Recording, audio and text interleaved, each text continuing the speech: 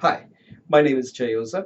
I teach, mentor, and coach people on public speaking so they can give winning high stakes speeches, whether it's one on one, in a job interview, or in front of a small group at a business meeting, or before a large audience at a conference. Today, I want to give you a speech tip, and this has to do with preparation.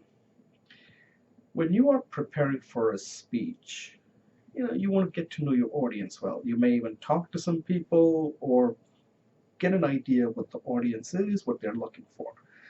And you're going to come up with questions they're likely to have. So then what do you do with all that information? You prioritize and pick out a few questions that you know they're going to ask.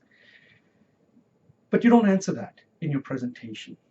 And the reason for that is you want them to ask, provided that you are going to leave, let's say if it's a 1 hour presentation, you want to leave between 15 to 20 minutes of Q&A. And if they have paid attention, then those questions are going to be obvious, right? So you have to determine that here's what I want to tell, and I know there are questions that the audience has, but I am not going to include it in my speech. I want them to ask it directly. I want to see how much they paid attention to what you said. And you can basically identify that these are the 5 questions based on what I'm saying I expect. So you'll be ready to answer them. Okay, these are not going to be like questions that are going to come out of nowhere. If somebody has paid attention, these questions will come up.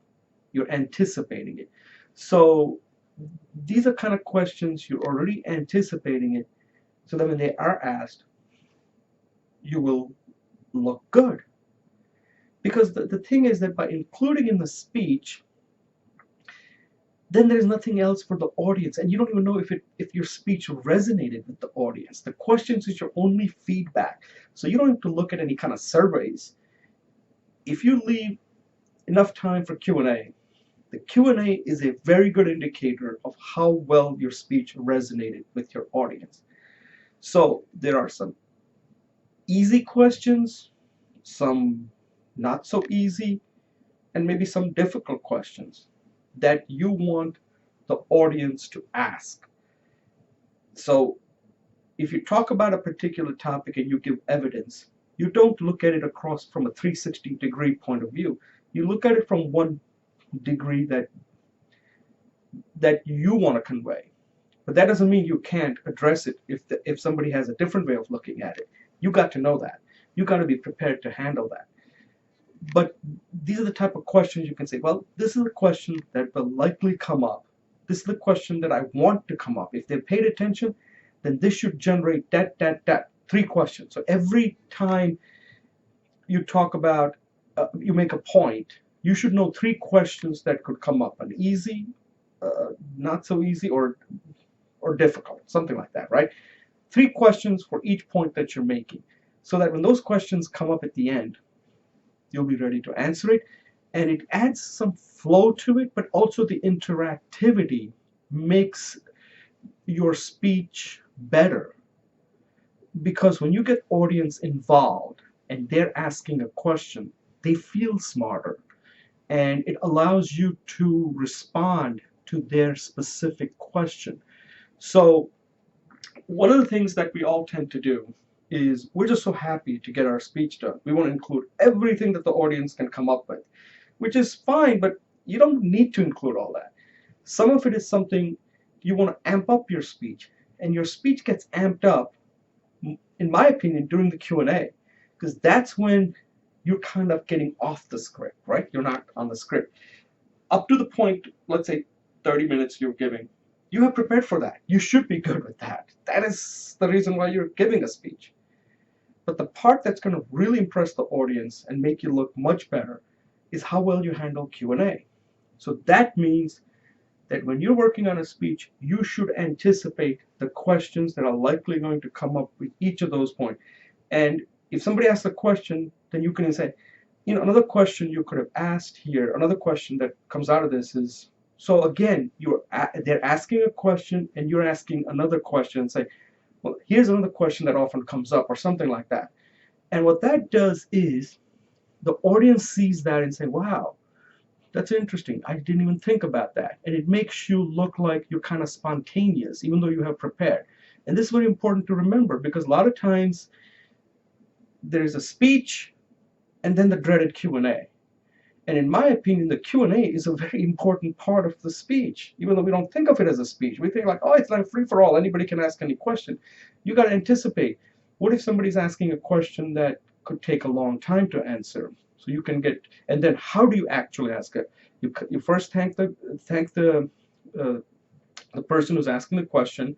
Make sure you understood the question, and then you answer the question.